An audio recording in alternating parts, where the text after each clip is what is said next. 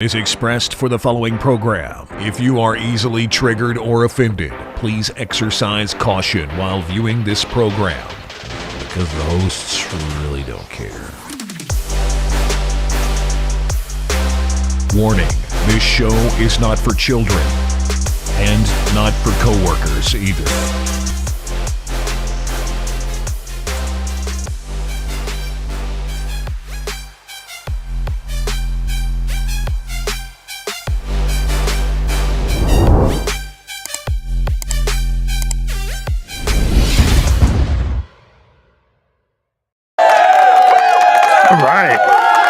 All right, here we are. Welcome back, everybody. Welcome back to the show. Welcome to rumble.com/JJW. I am JJWAF. That's America First, baby. I didn't think it stood for America First. You didn't think so? No, I was thinking something else. I am over here. As you missed out on a big Johnson joke opportunity. I know.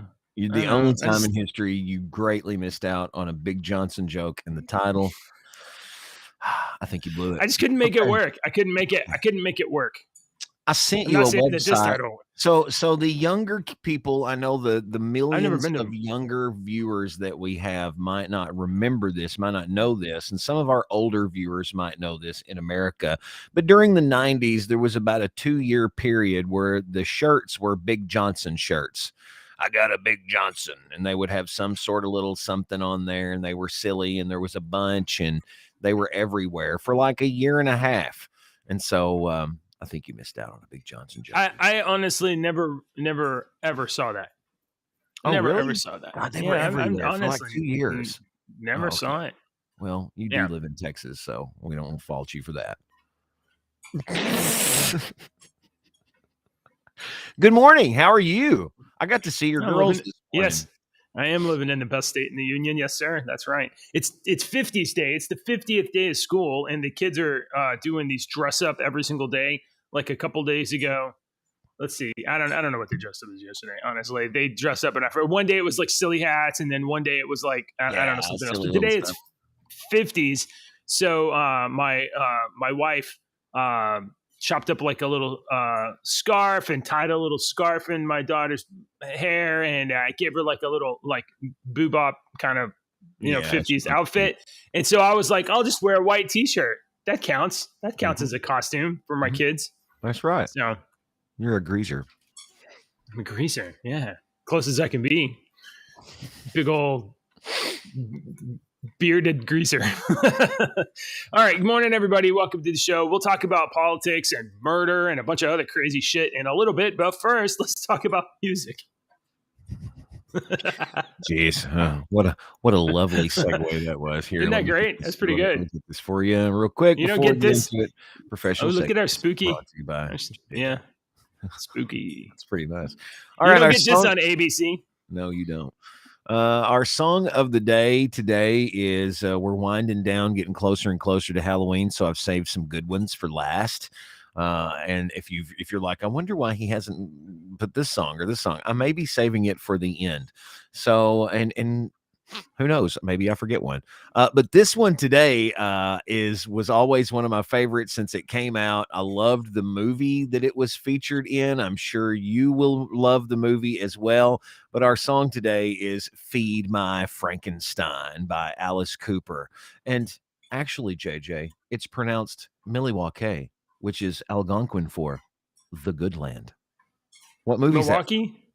What movie is that from? I don't know. Wayne's World. Wayne's World. I haven't seen Wayne's World since 1998. Get to meet Alice Cooper and they're backstage and they're like, we can't believe we're meeting Alice Cooper in Milwaukee. Yeah. And Alice Cooper's all sitting there with the blood and all that. And he's like, actually, it's pronounced Milwaukee. Great movie. Okay. So, Feed My Frankenstein. Listen to that song. The video is what I posted in the Discord server. And Mr. Sinister Minister's Werewolf bonus song is She Wolf by the awesome freaking metal band Megadeth. If you've never listened to She Wolf, you need to. If you've never listened to Megadeth, what the hell's wrong with you? Listen to Megadeth.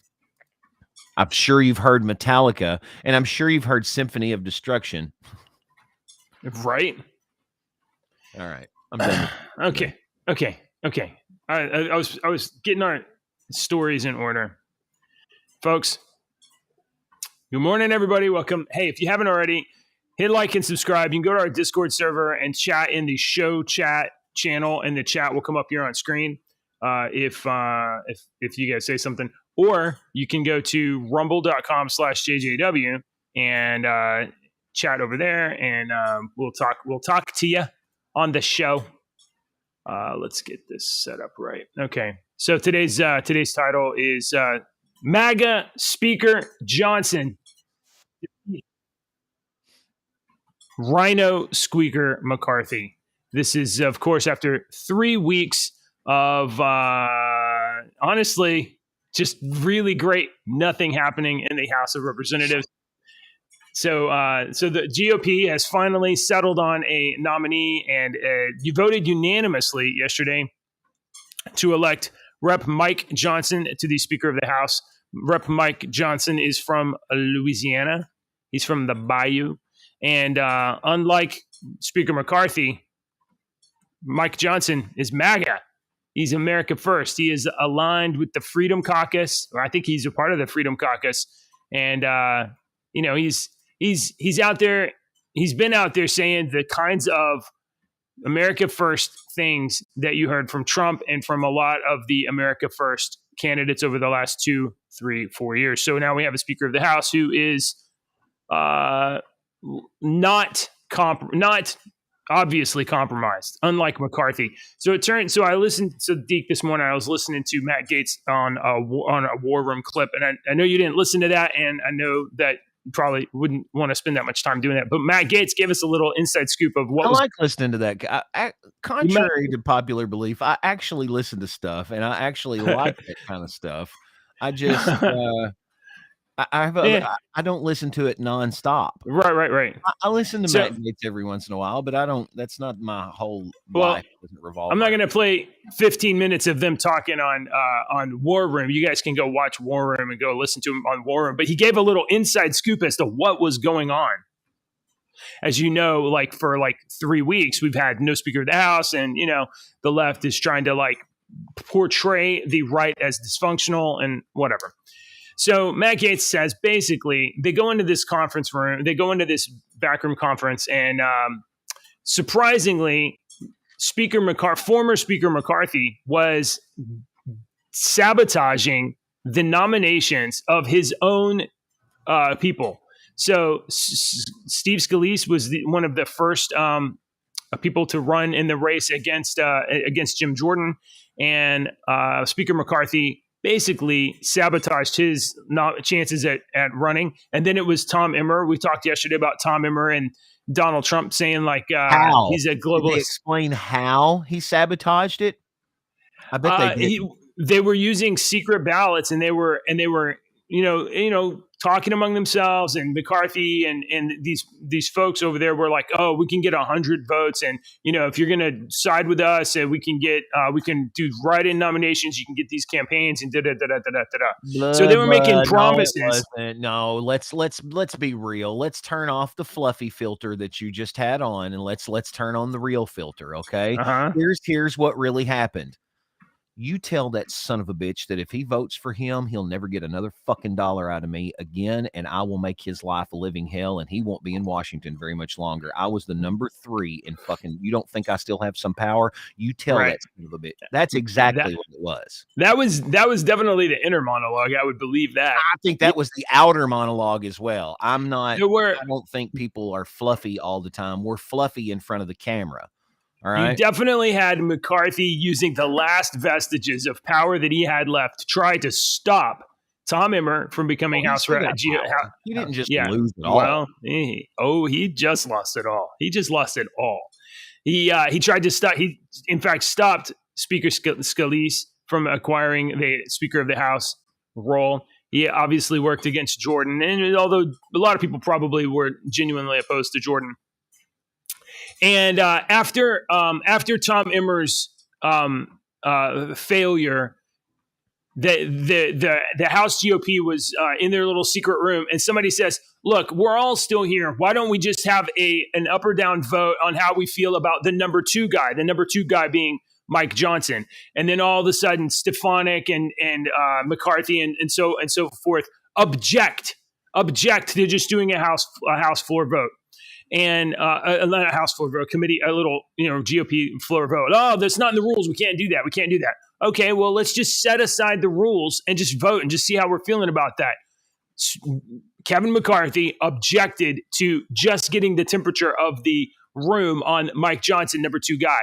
And it was at that moment in that room, he was the only guy that objected. And it was at that moment in that room that all of the rest of the Republicans saw, oh, McCarthy has been sabotaging this shit for fucking 3 weeks, this asshole.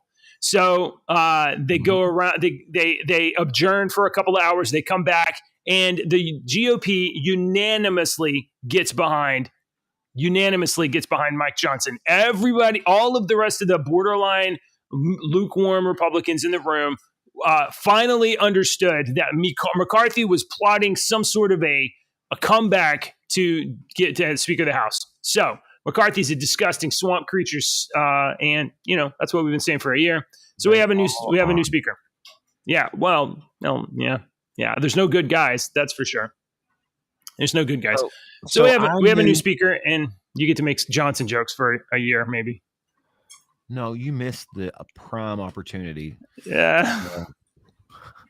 I did not know anything about this guy, so I started scrolling through the. I go to several places, but one of the places that I go to in the morning is Reddit, because Reddit is chock full of leftist, high quality facts. Everything that gets on the front page is leftist stuff. Okay, it's left. Yeah. Just a brainwashing tool is all. Are you going to r/politics or something? Is that where you go? All of them. Oh my Lord! All of them are. Damn it! I want to make a point here. Hang on a second. Okay. All right. Meanwhile, I'll read the comments of the story here. Rep. Mike Johnson, a fourth-term conservative, is currently the vice chairman of the House GOP conference, has the speaker's gavel within reach, and it seems to be on the brink of ascending to the presidential line of succession on Wednesday afternoon. And in fact, he did get a unanimous vote. He was officially elected to be the 56th Speaker of the House, and the House adopted resolutions formally notifying the Senate and the President of the United States of his election. So Johnson... Now, Johnson's first thing that he did actually was pass a resolution, not a continuing resolution. It's basically just an informal statement condemning the Hamas attacks on Israel. That was like the first thing that they did, and that they passed 412-10. So this is the first action of Speaker Johnson. Let me pull this up while he's on the phone. Here we go. House passes resolution condemning Hamas for unprovoked war on Israel. Oh, there's Deke. Deke's off the phone. All right, Deke, what did you want to say about fucking? No, we haven't. We haven't. This is filling. No, that's my life. Every time I'm in the middle of a fucking story, the fucking phone rings. Every single time it's happened. You know what you need to do? For 30 years, it's been 30-year-long thing that happens. If I'm in the middle of saying something to anyone, the fucking phone rings. Yeah. You need to get that AI voice replicating thing and put it on a bot and have the bot answer the phone for you. This is just small town radio is all it is. You know? And even when I had the secretary and the girl out front, whatnot, I'd be sitting out there talking and we'd be talking about something and the phone would ring. And if we were just bullshitting, the phone would never ring. It was always when we were talking about something important that the phone rang. Yeah. All I was going to say was, excuse me, that I did not know anything about Johnson. When I saw that last night, I didn't look it up. I was just, and so this morning I'm coming in and I'm listening to the news and they're talking about this Mike Johnson. I'm like, I know nothing about this guy. He is the number 3 now in line for the president of the United States. I know nothing about this guy. Why did they elect this guy? And so I thought on the way in, I want to look that up. I get here, I go through my normal routine. I'm scrolling down Reddit and a headline from Vanity Fair. I had to take a screenshot. Headline from Vanity Fair told me everything I needed to know about Representative Mike Johnson. It says, Mike Johnson would rather not discuss his robust attempts to overturn the 2020 election. In addition to trying to block Joe Biden from becoming president, Johnson is also anti-abortion and anti-LGBTQ+. And I was like, oh, well, yeah, that answers all of my questions about Mike Johnson. I like this guy. Well, I had another one. I had another one pop up. Did I close it? No, I didn't. I had another one pop up while I was looking for news this morning, and it was talking about the new House Speaker once helped force the government to pay for a Noah's Ark theme park, and I was like, where'd this guy come from? Yeah, where's he been this entire time? Has he been hiding in the Congress? Where have you been in the has Backwater Hattie had you back in the swamps of Louisiana? Come on out, brother. We want to talk to you. I haven't looked up anything on that guy. Now, I just saw two headlines, and both of those leftist headlines made me like, oh, I like this guy. So the thing you can know for sure is that a Vanity Fair headline is framing Mike Johnson to be as unappealing to the radical left as possible. Absolutely. Not that those are authentic, accurate, truthful, honest headlines. No, that's framing. No, all right. Yeah. Okay, so the first act that the speaker did, the new speaker Johnson did as undergoing his duties was put to the floor a resolution condemning Hamas for the unprovoked war on Israel. Now, I saw this screenshot, and it says on motion to suspend the rules and agree, Republicans 218-1. Okay, I don't know who the one nay is that would oppose this, and Democrats 194-9. Now that's interesting because obviously you know that probably the squad is involved in the 9 there. You got your Rashida Tlaibs and your Ilhan Omars and your AOC.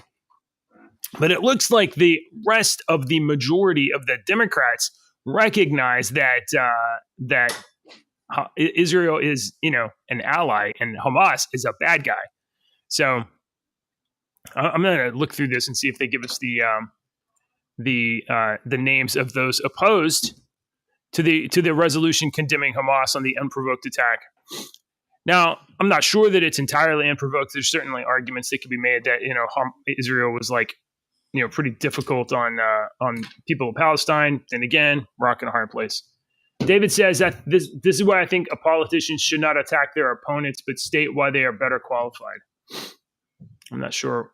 I'm not sure what this is in the context there, but this is why I think politicians should not attack their opponents, but state how they're better qualified. I never heard Mike Johnson say anything bad about anybody, but we've only kind of been aware of him for the last couple of days. Let's see. What's this? Yeah, there's a story about. Did you put this Hill story in there of House Republican tells reporter to shut up for asking Johnson? Yeah. And this was yesterday, but I guess it was before. Hang on, let me throw this up here. My radio station's going crazy this morning, so I'm here. This here. Do you have the? Is that the? I think it's a video clip. Okay, play the video clip. I had the video clip coming up. My button's not working. I guess you know how these websites are. I think when you try to share a story and I'm trying to share a story at the same time, it freaks it out because that's what was going on right there. So go ahead, play your. I mean,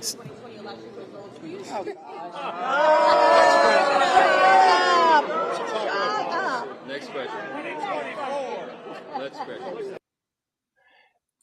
So Representative Virginia Fox, who is a Republican from North Carolina, was the old lady there in the front, the older woman. Oh, yeah. I saw her and I was like, hey, that lady, I've seen her before. I don't know where. Here it is on Instagram. Let me just minimize this thing. You can't play the thing twice on the Hill. Here. So basically, he kind of just shakes his head. He's like, you're just embarrassing yourself. And that's what we really need. I hear nothing. Mike Johnson. Well, I had it muted. It's, yeah. Oh, of you this can't. country. Yeah, I guess We're you going can't. to restore What the their hell? faith in this Congress, this institution of government. Oh, I don't know. it. Understand Jesus about Christ. this is All right. this Anyway, is servant. The ABC News reporter Rachel Scott was attempting to ask Johnson about his stance on the issue during a press conference Tuesday after he became the latest Speaker nominee. Johnson was surrounded by various members of the House GOP who began to laugh and shout as Scott was asking her question. Fox, one of the members near Johnson, yelled, "Shut up." Fox has been known for frequently scolding reporters and staff for being on or near members-only elevators in Capitol buildings. She recently told a group of reporters to get away from the damned elevator. Good for her. I like this old lady. I want to see her again. So I'm going to see if I can reload this. Let me see if I can reload this thing. Cause she definitely, you see the look on her face and she's like, oh, shut up. Here, I got it. Here we go. We'll try again. Do it. All right. Pay attention, folks. Right here on the right.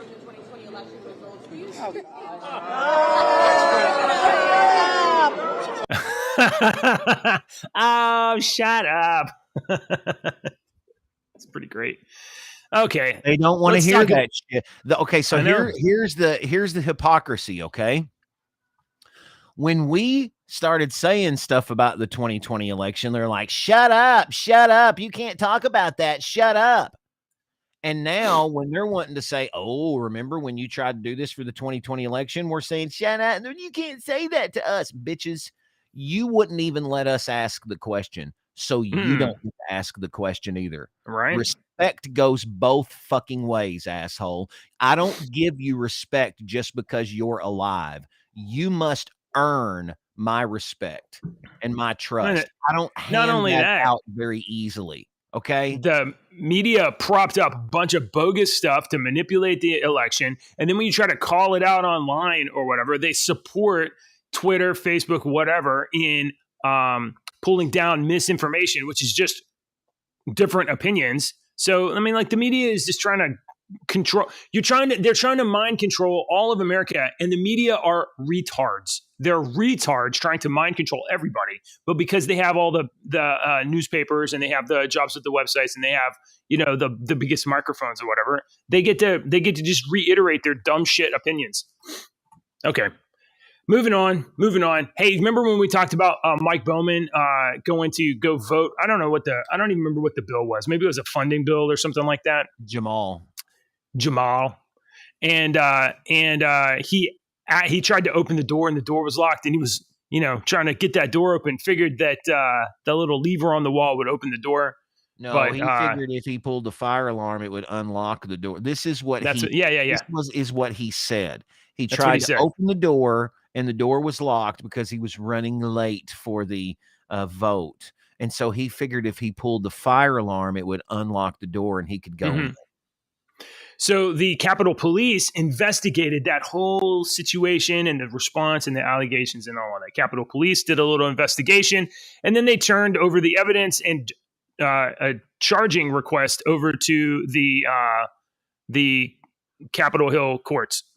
And what they as say? A consequence, bullshit. As a consequence, Jamal Bowman charged for fire alarm stunt, and he faces up to 6 months in jail. But instead he did a plea deal. He's been criminally charged with misdemeanor for pulling a fire alarm in the Cannon House office building, allegedly to prevent a vote on the House floor. The charge carries a sentence of 6 months, up to a sentence of 6 months, but Bowman reached an agreement with the Attorney General to pay $1,000 and issue a formal apology in exchange for having the charge dropped after 3 months, according to Axios. He said, quote, the congressman said, I am responsible for activating a fire alarm. I will be paying the fine issued and look forward to these charges being ultimately dropped. He did not admit it. No, he did not. He already admitted that he pulled the fucking fire alarm, JJ. He said that earlier. I'll pull the fire alarm to hopefully open the door. That's all this son of a bitch admitted to. We as dumb people are like, oh, he admitted it. Let's move on. No, he did not. He admitted what he had already stated. He So that's never not good enough. admitted. He did it maliciously to stop the vote.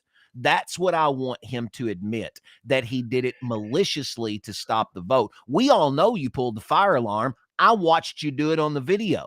Okay. Yeah. We all know you did it. So thanks for stating the obvious. What you did, sir, you're supposed to be a politician to uphold integrity in the law, and you cowered down once again. You are a coward for not coming up and admitting that you did this. You got caught, and you need to admit what you did. That's the problem with America, and he is setting a terrible example of exactly what 90% of our youth do today.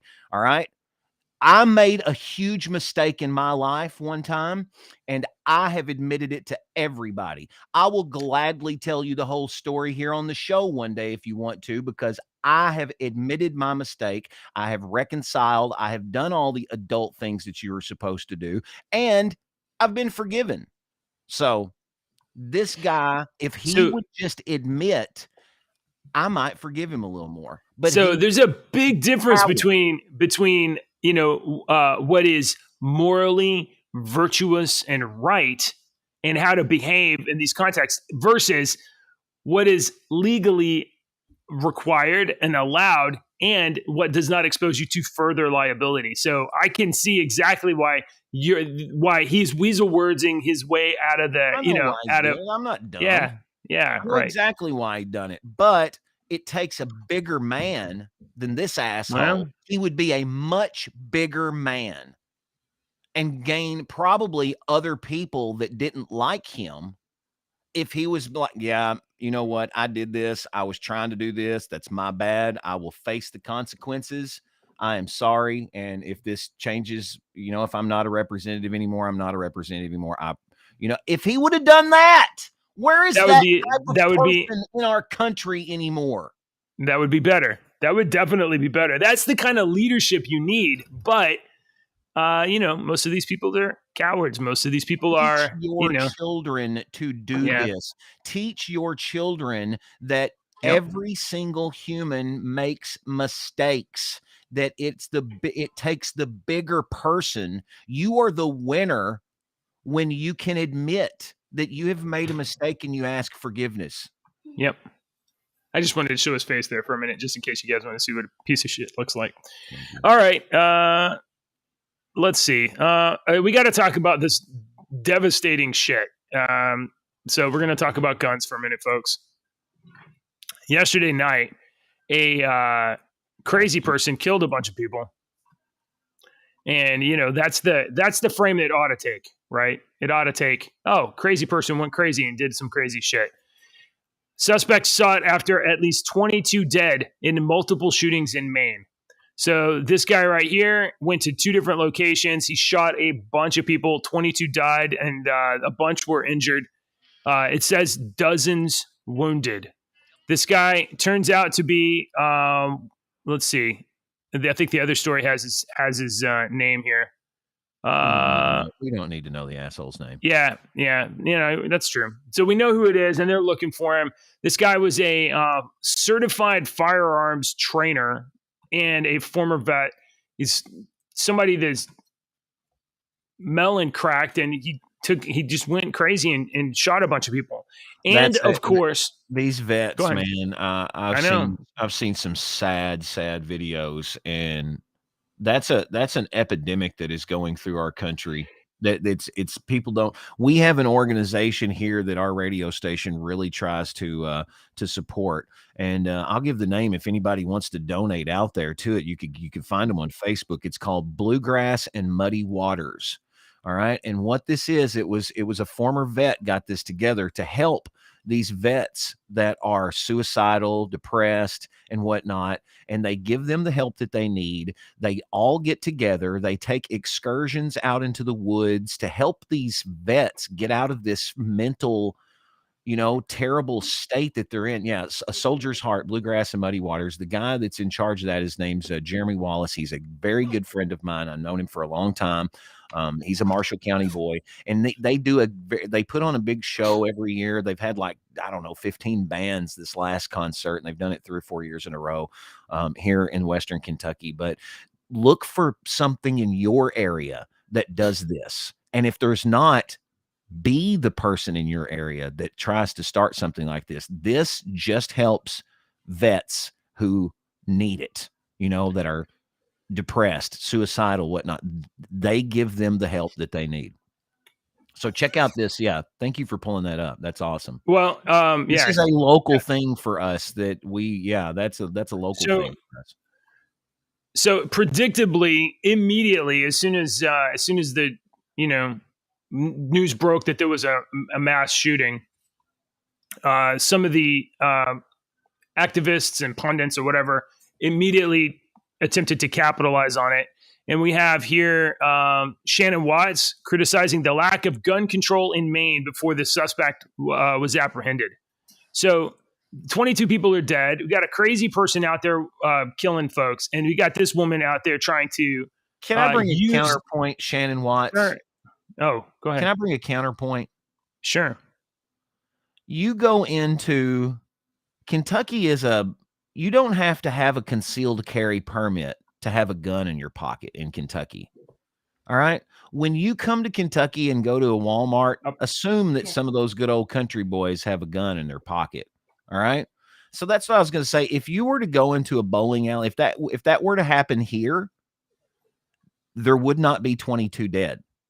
No, there might be their casualties would not be that high, because I am not a betting man, but I would bet the whole house that in that bowling alley, there's at least 5 people bowling that have guns on them. Right. At the least. So, okay. So here's what Shannon Watts had to say, though. Okay. So she goes out there and she gives a statement. Maine does not require, she tweeted this, I guess. Maine does not require background checks on gun sales, have a red flag law, prevent domestic abusers from accessing guns, ban assault weapons, whatever those are, limit magazine capacity, require concealed carry permits, or restrict open carry. So, immediately trying to capitalize on the crazy people. It's people, and you know what? Veterans, PTSD, people suffered mental trauma or whatever. We're about to make a whole bunch more of them. We're about to take a bunch of young boys, send them over to the Middle East, put them in combat, and they're going to be traumatized and left hanging. They don't care. I know they don't. Remember that interview with Barbara Bush back in the day when they asked her what they felt about the guys dying over in the Gulf War? And you can find this on YouTube. She flat out said, "I don't give a shit about those guys dying." It wasn't word for word that, but do you not remember that, JJ? Did you pause? I think you've frozen. Oh no. Oh, there you are. Did you freeze? Something really weird happened. I think I had a You are today. Connection there for a second. Yeah. Oh shit. All right. Do we have something better? What? Are we at a delay? I'm having choppy internet or something. Yeah. Okay. Is it cleared up yet? Is it cleared up? Yes. Yeah. No? Okay, great. All right. Anyway, yeah, we should crazy people to kill people. I think that's what we should do. Should pass a law that says crazy people are not allowed to kill people. That'll fix everything. Sure. Okay. Yeah, let's do that. That'll solve all the problems. I don't know what the fuck's going on. I keep losing connection. Last criminal story here. A man survives a couple allegedly carjacking him. They take turns cutting his throat and they throw him off a bridge. Did you see this story? No. It's crazy. A man survived a Florida couple allegedly attacking, robbing him, cutting his throat, throwing him off the bridge. The Escambia County Sheriff's Office has identified Natalie Fonseca and Nafis Reynolds as suspects in the incident, according to a Tuesday statement on the department's Facebook page. Here is a picture of the culprits. So Pensacola couple Nafis Reynolds on the right and on the left, and Natalie Fonseca are charged with robbing, kidnapping, and trying to kill a man after Fonseca met him initially on Facebook. The man attended a dinner date with Fonseca after meeting her on social media, and then she then later introduced Reynolds to her uncle, quote unquote. The three of them got into a car, and then they carjacked him. They both cut his throat. One cut his throat, then the other cut his throat, and then they threw him off a bridge. And somehow this dude survived. So I don't know, but swipe right on that stuff. Hey, I have a special story here from Brian. Brian Perkins. So he wanted to be sure and bring this to everyone's attention today, and I completely agree. Today is Hillary Clinton's birthday. Oh my. This was tweeted back in 2016 by Hillary Clinton. Happy birthday. We just wanted to this future president. Look at how something. Look, you can even tell that little girl was evil fucking incarnate back then. Look, that is not a sweet little girl's face. Just look at those eyes and look at that little shit-eating grin right there. That's an evil little girl. I'm sorry. I believe some kids are just evil's just born. Some of it is taught, but sometimes it's just born. All right. Yep. I'm sorry. That's just what I've learned being on this. I mean, is it unfair to retroactively cast the despising, disgusting, demonic presence of Hillary Clinton at her withered age against that photo of her as a child? Is that fair or unfair, folks? What do y'all think? Absolutely fair. I mean, unfair. I mean, unfair. That's whatever. Unfair. Yeah. All this joke. Ha ha ha. I'm not suicidal. Oh. At all. Watch out. You might accidentally shoot yourself 2, 3, 4 times while hanging from a tree. In the head while hanging from a tree. And then hide the gun. Okay. And then hide the gun. All right. I can do all that. Yeah, okay. Deke, it's been several months since we talked about Bud Light and whenever they burned their business to the ground by making it the gayest of beers. This is a strategy. This is one of the strategies. You lay low for a couple of years, you come back out. The goldfish in America will forget. Some will remember, but most will forget. You bring something new to the table. You do it flashy. You make them. You spend some money to make it flashy to get them to forget about that bullshit. So just wait. It's on the way. You think this is going to work? You think this will work? That's what I would recommend to do. Yeah. They definitely need to change their image. So. So Bud Light is now sponsoring for $100 million over 6 years. Sorry, I banged the microphone there. Yeah. $100 million over 6 years. Bud Light is now sponsoring the UFC. So for the next 6 years, you're going to see UFC on the floor of the fight match. Good move. The majority of UFC workers are testosterone fueled men. That's a good point. They are trying to reframe that brand. That's a good point.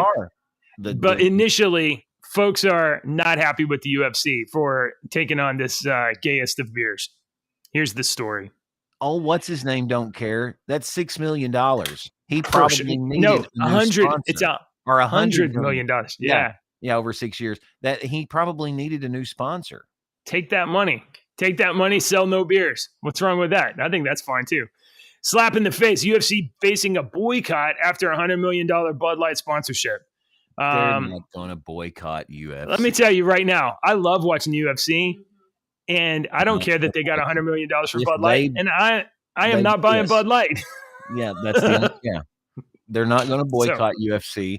UFC is literally that sport has been going on since the beginning of humankind. Yeah. Seriously. Go back and look at any any historical society, and they have a sport where men fight each other. Any so some people on Twitter, on the internet, he's getting armchair criticism. Dana White and of the UFC. He's getting, I can't remember his name. Dana White. Yeah, Dana White. And I'll tell you right now, he's probably was like, it's $100 million. Dana White. I don't give a shit what like they think. him. You might not like him. I don't really have an opinion because I don't know that much about him. But I do know that he's a smart businessman, because I can remember when UFC was not a nothing. I remember when it first started. We watched wrestling, and we paid for wrestling reviews all the time. And when UFC first started, my buddies were like, "Hey, we're getting a UFC, blah blah blah." Over it, I wouldn't go. I'm like, no, I watched Anderson Silva break his freaking leg that time, and that just, my God, that was. I was watching that live. I'm like, I can still picture it in my mind. So yeah. I remember watching the fight, and then I don't know if it was Silva, maybe it was Silva, and I was watching the fight, and the guy did this. I think it was a left leg kick to the shin, and his leg snapped, and it was like rubber band, and I was like, oh my God, Gumby. Yeah, some of that stuff. Yeah, my inner being can't handle seeing that kind of stuff. So that's why I kind of gravitated towards the fake WWE. WWF. All right. So this is a serious question, folks. If UFC is the most masculine testosterone brand out there, and Bud Light is basically the gayest of gay beers, is the UFC going to raise the profile of Bud Light, or will Bud Light tarnish the reputation of the UFC? Which brand will benefit, or which brand will be hurt? You know, I mean, like, which way is this going to go? Is this going to elevate Bud Light, or is this going to diminish UFC? You just have to be patient. I think. Yeah, it's not going to be an instantaneous thing. People are going to be mad at UFC. They're going to be mad at Bud Light still, but people are goldfish. Just like I said, give it time. All right. This was a good move by Bud Light, though, to I think, to try to help their image. All right. I used to drink Budweiser, but I'm diabetic, so I drink like 2 beers a year now. So you're right. Usually I'm not drinking Bud Light anyway. I don't drink beer, so it's not like I'm making a judgment about Bud Light. I don't like beer. Beer gross. Whiskey. I like beer. I like the taste of beer, a good beer, but I'm diabetic, and it's full of carbs. Yeah. And diabetic is gross. I don't know what you got after this, but right now it's time for I got your last story today.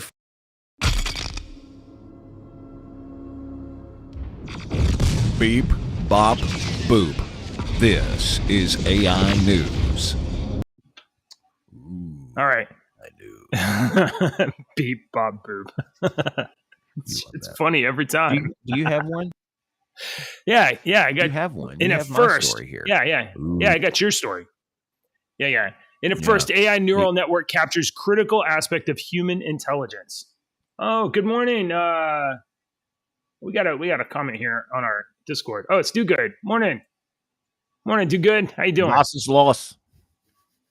I don't remember what that means in German. Was ist los? I might be saying that wrong. That's what my dad. I don't speak. German. My dad was stationed in Germany for many years, and my last name over there is pronounced Rude in Germany, so I'm Mr. Oh Rude. no. Research published yesterday in the Journal of Nature signals a shift in a decades-long debate in cognitive science. This is actually pretty cool, and I'm going to read it, and I'm going to try to explain it as well, because I read this. The field explores that what kind of computer would best represent the human mind. So since the 80s, a group of cognitive scientists have argued that neural networks, the type of AI intelligence, aren't viable models of the mind, because their architecture fails to capture a key feature of how humans think. Our work here suggests that this critical aspect of human intelligence can be acquired through practice using a model that's been dismissed for lacking those abilities. So they've created this AI neural network, and they're like, hey, this thing works great, but it's missing out on the human element, basically. You know what you call the human element? They call it systematic compositionality. All right. For example, he said, if a standard neural network learns the words hop, twice, and in a circle, it needs to be shown many examples of how those words can be combined into meaningful phrases, such as hop twice or hop in a circle. But if the system is then fed a new word, such as spin, it would again need to see a bunch of examples to learn how to use it similarly. In the new study, the AI models and human volunteers using a made-up language, they used word like dax and whiff and stuff. These words either corresponded with colored dots or with a function that somehow manipulated those dots order in a sequence. So it was this test they were doing. Humans and the AI. The humans participants produced the correct dot sequences about 80% of the time. When they failed, they made consistent types of errors, such as thinking a word represented a single dot rather than a function that shifted the whole dot sequence. All right. Simple little errors, but 80% of the time. After testing 7 AI models, the MLC, the Meta Learning Compositionality AI model, it is a neural network model. It matched or exceeded the humans' performances on these tests. And when the researchers added the data on the humans' common mistakes, the AI model made the same types of mistakes as the people did. And they said the 2 neural networks based on models from OpenAI, the company behind ChatGPT. It's very interesting. It's a huge leap here in AI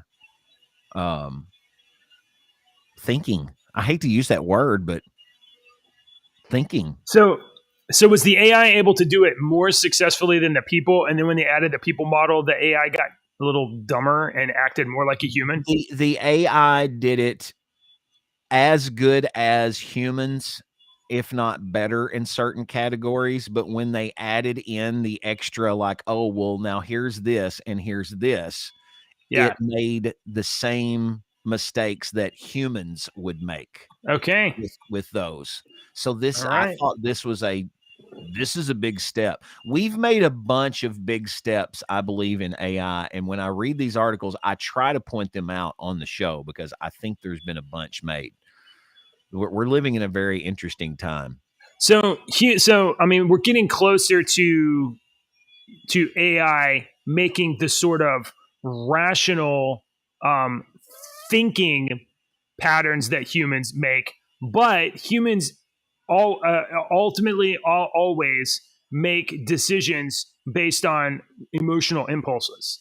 And how are they going to solve for that? Like, when you desire, as a human, you want something, whatever that thing is that you want, that's what you're really going to do.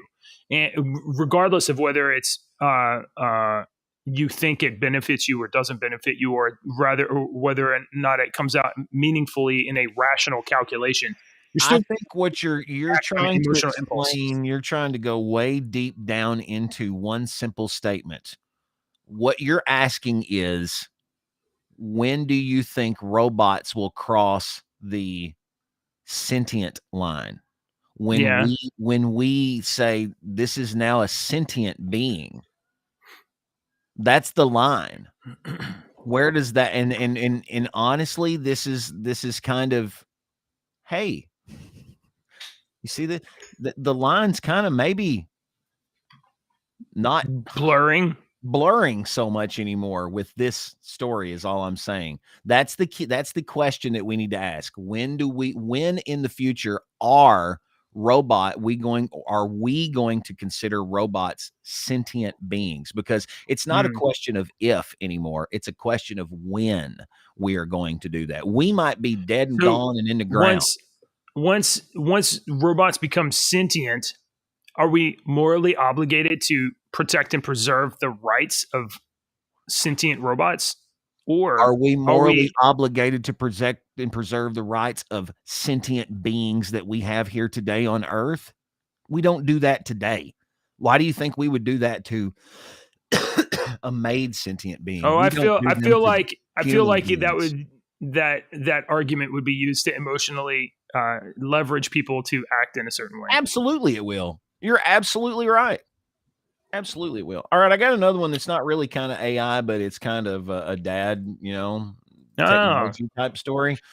Meta, you might have heard about this in the past couple of days. Meta is being sued by a majority of U.S. states for allegedly fueling the national youth mental health crisis. But this article just echoes what dad, good parents already know. Don't give your damn kids these shit all the time. All right. Boredom fosters imagination and creativity. Okay. When your kids say, I'm bored, don't throw something in front of their face. Tell them, go outside, go do something, find something to do. Don't give them a task. Let them find their own task. Boredom inspires creativity and imagination.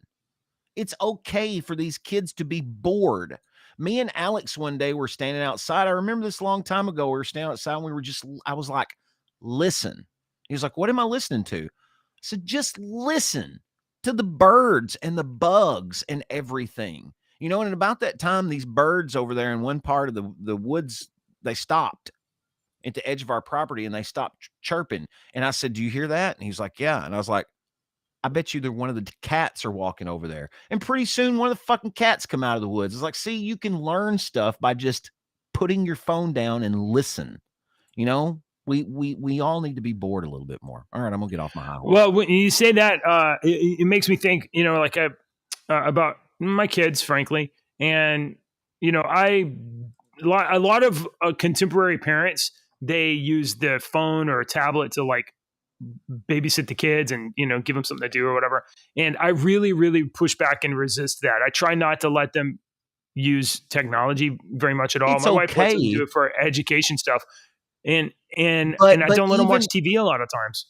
I had to have this discussion with the ex. I was like, I think it's okay for the girls to even, to use the technology for the education, but I think it's okay for them to use it for, recreational stuff as well. Because if you don't, I believed I was putting my children behind, right? Because they need to know a little bit of this stuff and they need to know, but we need to monitor it as well. You don't need to let your child have, all access to some of this stuff because, geez, Lord of mercy, don't let them.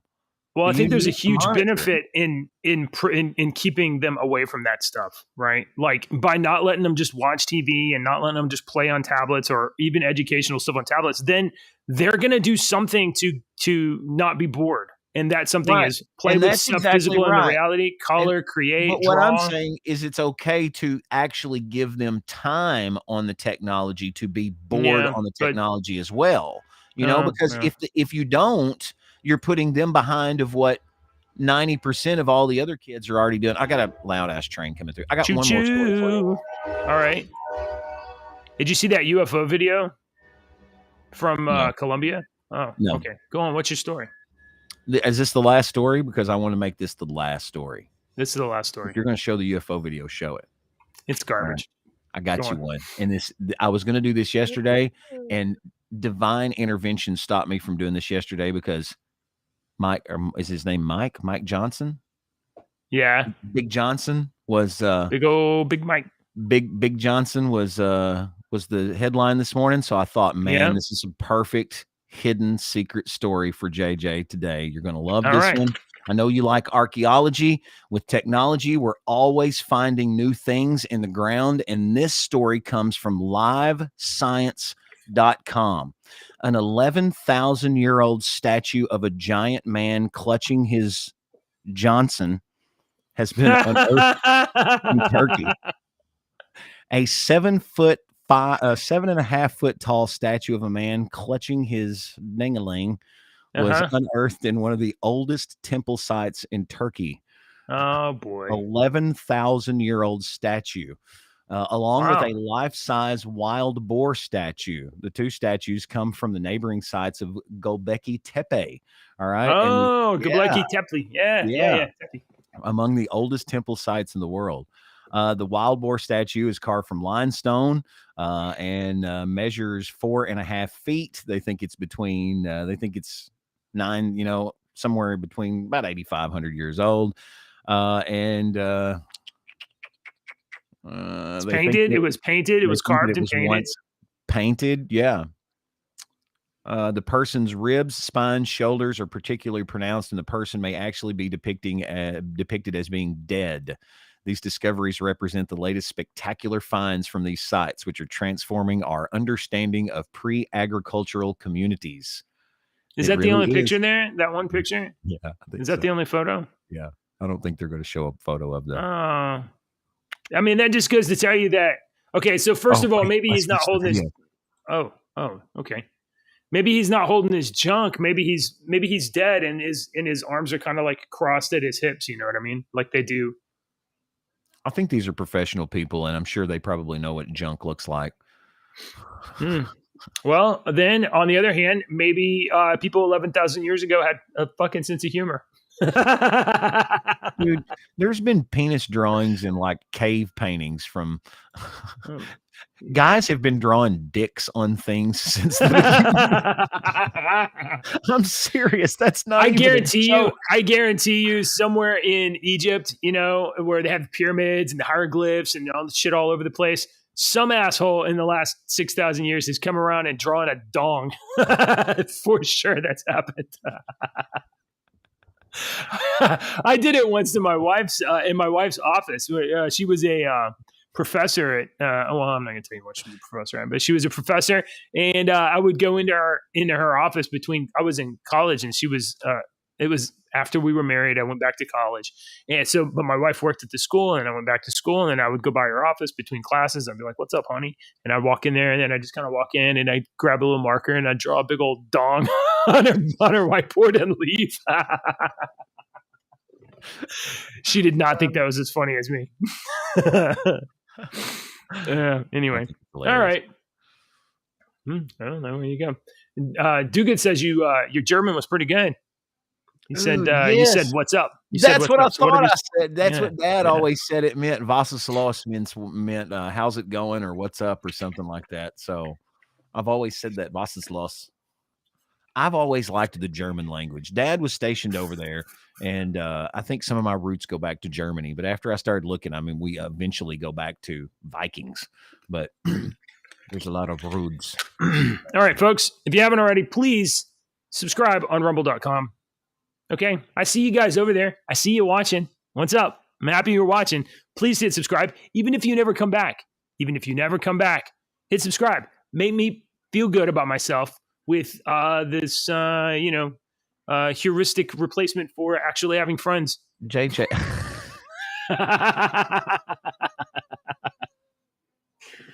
I was going to say something to kind of dog you, but you dogged yourself so much better. I know. I'm just going to save my. I'm sorry, buddy. You make me feel sorry for you. No, as we do at the end of the show every single day, it's joke time.